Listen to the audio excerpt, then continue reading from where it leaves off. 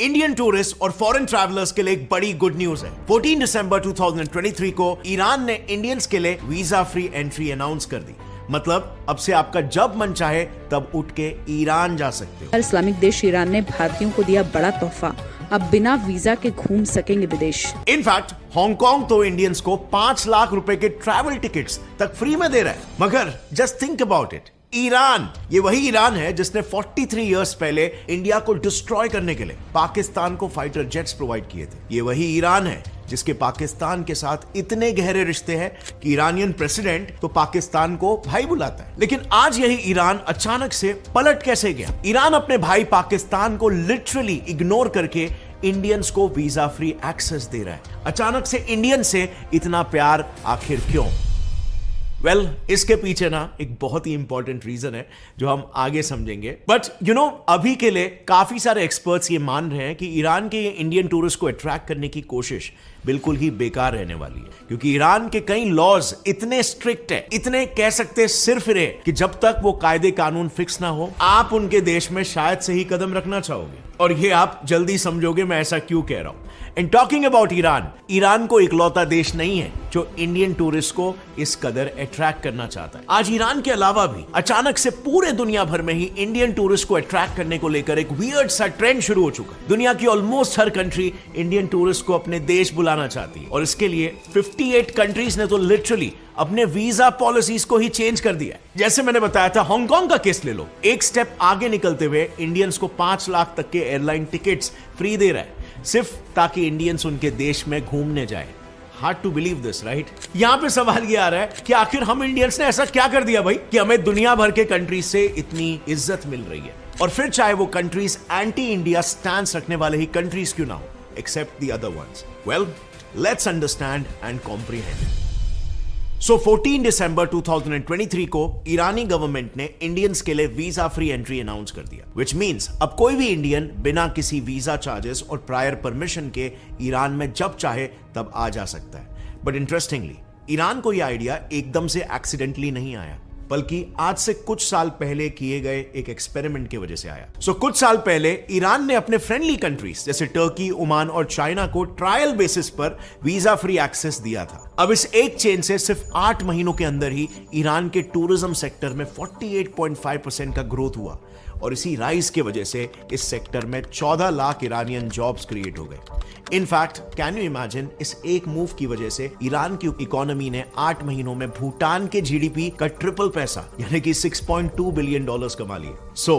इतने प्रॉफिट को देखकर ईरान एक चीज अच्छी तरीके से समझ चुका था, जब सिर्फ कुछ गिने चुने कंट्रीज को एग्जेम्पशन देने से उसकी इकोनॉमी और अनएम्प्लॉयमेंट जैसे प्रॉब्लम्स बड़े ही आसानी से सॉल्व हो रहे हैं, तो क्यों ना इसे अब एक बड़े स्केल पर एग्जीक्यूट किया जाए। और इसीलिए ईरान ने इंडिया को तो वीजा एग्जेम्पशन दिया ही, पर इंडिया के साथ 33 और कंट्रीज को भी वीजा एक्सेम्पशंस दिए। अब यहां पर नोट करने वाली बात तो यह है कि यहां पर मालदीव्स जैसे छोटे कंट्रीज भी शामिल है, बट पाकिस्तान नहीं है। रीजन काफी सिंपल है, क्योंकि पाकिस्तान से काफी इलीगल इमिग्रेंट्स ईरान जाते हैं और फिर वापस लौट के कभी नहीं आते, और इस समस्या को लेकर दोनों कंट्रीज के बीच में काफी कॉन्फ्लिक्ट्स भी चल रहे। अब ऐसे में उन्हें वीजा फ्री एक्सेस अगर दे दिया तो ईरान में पाकिस्तानी इमिग्रेंट्स रातों रात घुस जाएंगे, जिस वजह से ईरान के लिए यह डिसीजन इकोनॉमिक प्रॉफिट से ज्यादा एक इकोनॉमिक बर्डन साबित हो सकता है। अब इंटरेस्टिंगली ना फ्रेंड्स, अगर आप ईरान के इस वीजा फ्री लिस्ट को ध्यान से देखोगे तो इस लिस्ट में आपको एक पैटर्न दिखेगा। इस लिस्ट में रशिया, वियतनाम, बेलारूस जैसे कंट्रीज शामिल है जो कहीं ना कहीं एंटी वेस्ट या एंटी यूएस स्टैंड्स रखते हैं। क्या इसका मतलब कुछ समझे? ईरान एक तीर से 2 शिकार करने की कोशिश कर रहा है। पहला निशाना ईरान का है अपने कंट्री को ग्रो करना, वहां की इकोनॉमी को बूस्ट देना, वहां पे एम्प्लॉयमेंट क्रिएट करना। बट दूसरा निशाना, जो कि आर्ग्यूबली उससे भी ज्यादा इंपॉर्टेंट है, वो है इस मूव से ईरान दुनिया भर में फैले ईरानोफोबिया को खत्म करने की कोशिश कर रहा है। अब आई नो आप में से बहुत से लोगों के लिए मे बी ईरानोफोबिया ये टर्म ही आपने पहली बार सुना होगा, और इसका सिंपल मतलब होता है ईरान के प्रति फियर, ईरानोफोबिया, जो कि दुनिया भर में है, काफी प्रेवलेंट है, और ये कहीं ना कहीं वेस्ट की एक सोची समझी साजिश रही है। अब ईरानोफोबिया पूरी दुनिया में कैसे फैला और इस स्ट्रैटेजी से ईरान उसे कैसे काउंटर करेगा, इसके बारे में बात करते हैं। आयरनी देखो, ईरानोफोबिया के बीच ईरान के ही एक 43 इयर्स पुराने गलती की वजह से गड़े थे, जिसके जहरीले फल उसे आज तक भुगतना पड़ रहा है। काफी इंटरेस्टिंग कहानी है, सो ध्यान से सुनना।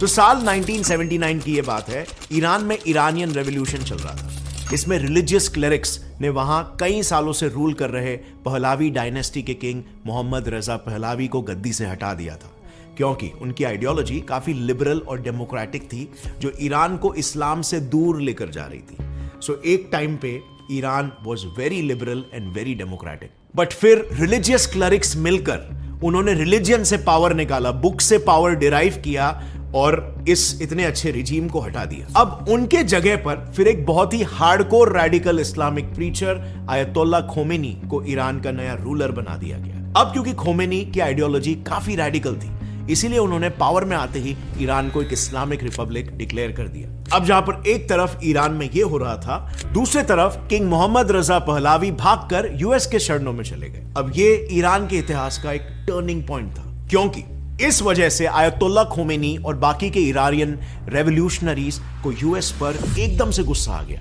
इसी गुस्से में रेवोल्यूशनरीज ने तेहरान में स्थित यूएस एम्बेसी में घुसकर 50 अमेरिकन को हॉस्टेज बना लिया, जो कि एक्चुअली में ईरान की सबसे बड़ी गलती साबित हुई, क्योंकि ईरान की इसी हरकत की वजह से यूएस ने उसके ऊपर 1979 में पहला इकोनॉमिक सैंक्शन लगा दिया, जिससे एक झटके में ईरान से सारे कंट्रीज ने ट्रेड करना बंद कर दिया।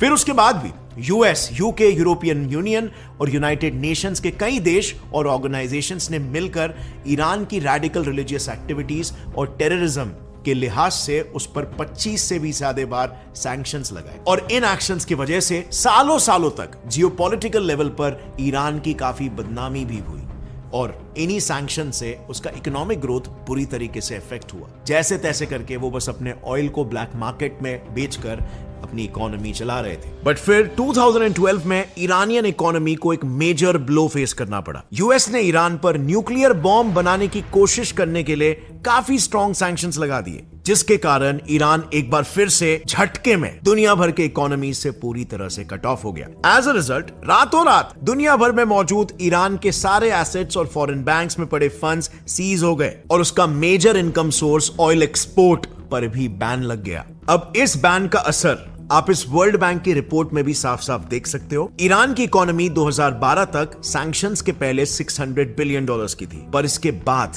उसकी इकोनॉमी आज तक कंटिन्यूअसली गिरते ही जा रही है और आज के तारीख में तो पहले के तुलना में 2 गुना गिर चुकी है, जो पैटर्न आपको मोस्टली किसी भी देश में देखने नहीं मिलेगा।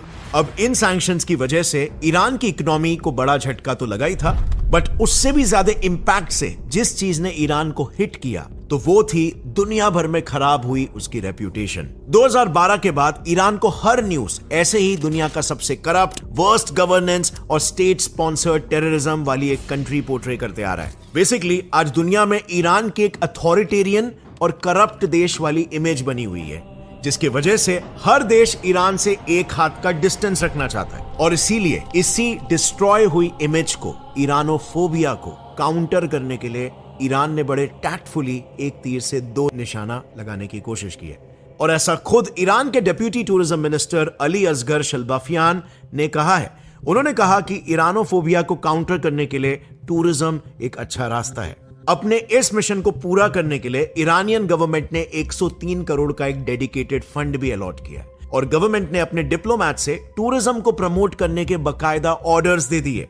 बट यू नो व्हाट, मेरे हिसाब से ईरान अपने देश में टूरिज्म प्रमोट करके अपना टाइम ही वेस्ट कर रहा है। असल में ये सारी चीजें kind of like bells and whistles हैं। इनसे कुछ खास फायदा नहीं होगा अगर फंडामेंटल लेवल पर जो प्रॉब्लम है उसे फिक्स नहीं किया जाए। सो बात कुछ ऐसी है ना, उनकी एक टूरिज्म पॉलिसी है जो उनके पूरे मेहनत को पानी में डुबा रही। अब देखो, टूरिज्म एक ऐसा सेक्टर है जहां लोग कंट्री को फ्रीली एक्सप्लोर करने के लिए आते हैं, मगर ईरान में बिल्कुल इसका उल्टा है। वहां पर टूरिस्ट पर ऐसे ऐसे रेस्ट्रिक्शंस है जो दुनिया में शायद ही किसी देश में देखने को मिलेगा। जैसे ईरान में लड़का और लड़की पब्लिकली हैंड इन हैंड साथ में ट्रैवल नहीं कर सकते। उनके पब्लिक ट्रांसपोर्टेशन सिस्टम्स जैसे कि बस, ट्रेन में लिटरली जेंडर सेग्रीगेशन फॉलो किया जाता है। बेसिकली वहां पर मेल्स और फीमेल्स को कंपल्सरीली सेपरेट कंपार्टमेंट्स में ट्रैवल करना पड़ता है। और इससे भी बड़ी बंदिश है कि वहां पर हर टूरिस्ट को ईरानियन ड्रेस कोड को फॉलो करना पड़ता है। और इस ड्रेस कोड के मुताबिक फीमेल्स को हिजाब और लूज कपड़े पहनना है जो पूरे बॉडी को कवर करे, और मेल्स को कंपल्सरीली फुल स्लीव्स और फुल पैंट्स पहनना है। अब इस सब के बाद भी एक और प्रॉब्लम है। अगर टूरिस्ट गलती से रमजान के महीने में वहां पर गए तो लिटरली उन्हें भूखा ही रहना पड़ेगा, क्योंकि वहां के शरिया कायदे के हिसाब से ईरान में रमजान के टाइम पर पब्लिकली फूड सेलिंग पर ही बैन है। और खाना खरीदना तो दूर, पब्लिक प्लेस में अगर कोई टूरिस्ट खाना खाते हुए दिख भी गया तो शरिया कानून के हिसाब से उसे सीधा जेल हो सकती है। But wait, it doesn't stop over here, there is more. अगला बड़ा problem, no debit card, credit cards allowed. Yes, क्योंकि ईरान में वीजा और मास्टर कार्ड जैसे पेमेंट कंपनीज बैंड है। सो इतने सारे रिस्ट्रिक्शन के बाद ईरान में कौन सा ही टूरिस्ट जाना चाहेगा। और इसीलिए कई एक्सपर्ट्स का मानना है कि इन स्ट्रिक्ट पब्लिक पॉलिसीज की वजह से ईरान का टूरिस्ट अट्रैक्ट करने वाला सपना सिर्फ एक सपना ही रह जाने वाला है। एंड मोस्ट इंपॉर्टेंटली ईरान के लिए सबसे बड़ा सेटबैक यही होगा कि वो इंडियन टूरिस्ट, जिन्हें इस समय किंग ऑफ टूरिज्म कहा जा रहा है, उन्हें ही सबसे पहले खोएंगे। आज इंडियन टूरिस्ट दुनिया के लिए इतने इंपॉर्टेंट हो चुके हैं कि यूएई ने इंडियंस को अट्रैक्ट करने के लिए वीजा ऑन अराइवल यानी कि यूएई पहुंचने के बाद वीजा निकालने की फैसिलिटी अवेल करवा दी है, जबकि आमतौर पर बाकी देशों के सिटीजंस को एंट्री के पहले वीजा लेना पड़ता है। अब इंडियंस का यूएई टूरिज्म के लिए इंपॉर्टेंस को आप इससे समझ सकते हैं कि खुद उनके टूरिज्म डिपार्टमेंट के हेड ने यह कह दिया है कि इंडिया दुबई के लिए नंबर 1 टूरिज्म मार्केट है। और ये सब एग्जांपल्स तो आप छोड़ो, क्या आप ये बिलीव करोगे कि इंडियन टूरिस्ट ने तो कई देशों की इकोनॉमी को कोलैप्स होने से तक बचा दिया है। जैसे for example Maldives, Indians saved Maldives. ये शब्द है मालदीव्स के टॉप हॉस्पिटैलिटी और होटल चेन मर्क्योर के टाइकॉन मोहम्मद आली जी का। उन्होंने बताया कि कोविड पैंडेमिक के दौरान इंडियन टूरिस्ट ने ही टूरिज्म पर डिपेंडेंट मालदीव्स के इकोनॉमी को डूबने से बचाया था। बेसिकली मालदीव्स के टूरिज्म सेक्टर में उनका 40% पॉपुलेशन काम करता है, यानी कि ऑलमोस्ट देश की आधी एम्प्लॉयमेंट इसी सेक्टर पर डिपेंडेंट है। और ऑफिशियल रिकॉर्ड्स बताते हैं कि मालदीव्स के जीडीपी का 28% डायरेक्टली इंडियन टूरिस्ट से ही आता है, प्लस उनका 60% फॉरेन एक्सचेंज रिजर्व भी इसी सेक्टर से आता है।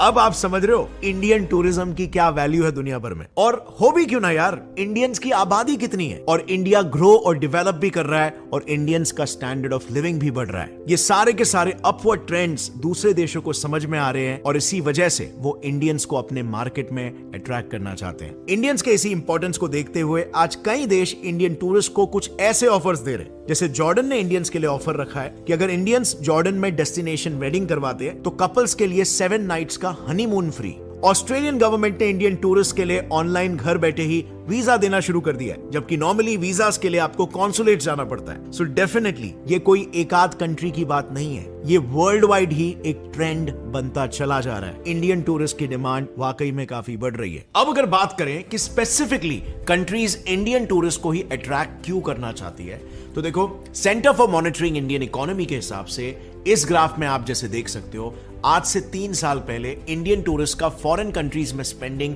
सिर्फ $7 बिलियन था, बट सिर्फ 3 साल के अंदर ही ये नंबर आज इसका दुगना यानी कि $13.7 बिलियन हो चुका है।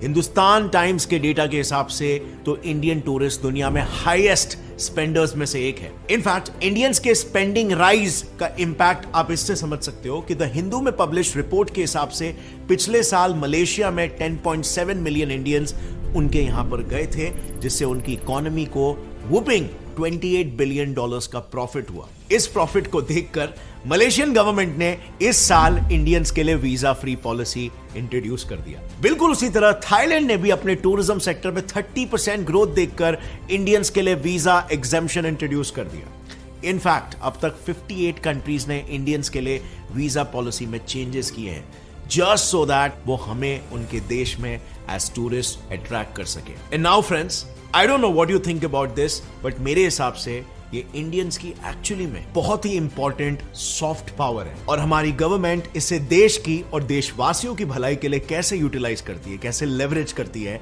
ये तो आने वाला वक्त ही बताएगा। बट एक तरफ जहां पर इंडिया का पावर बढ़ रहा है, वहीं पर दूसरी तरफ इंडिया के कुछ टाइज वीक हो रहे हैं। हमारा ऑल टाइम फ्रेंड रशिया अब पाकिस्तान के लिए ब्रिक्स के दरवाजे खोल रहा है और सिचुएशन ऐसी आ गई है कि इंडिया ब्रिक्स को छोड़ने के लिए मजबूर हो गया है। ब्रिक्स एक ऐसा संगठन जिससे इंडिया को काफी प्रॉफिट होता था, काफी इकोनॉमिक गेन होता था, बट अब इंडिया मजबूर हो गया है उसे छोड़ने के लिए। अब पूरा मुद्दा क्या है और क्यों इंडिया का दोस्त रशिया पाकिस्तान को सपोर्ट कर रहा है, इसे अगर आपको पूरा जानना है तो ऑलरेडी मैंने एक डिटेल वीडियो बना दिया है जो आप यहां पर कहीं क्लिक करके देख सकते हो। आपको काफी इंटरेस्टिंग लगेगा, बहुत कुछ सीखने मिलेगा। इस वीडियो से आपको कुछ भी नया सीखने मिला तो एक लाइक जरूर ठोकना। मिलते हैं अगले वीडियो में, तब तक के लिए as always stay curious and keep learning. जय हिंद।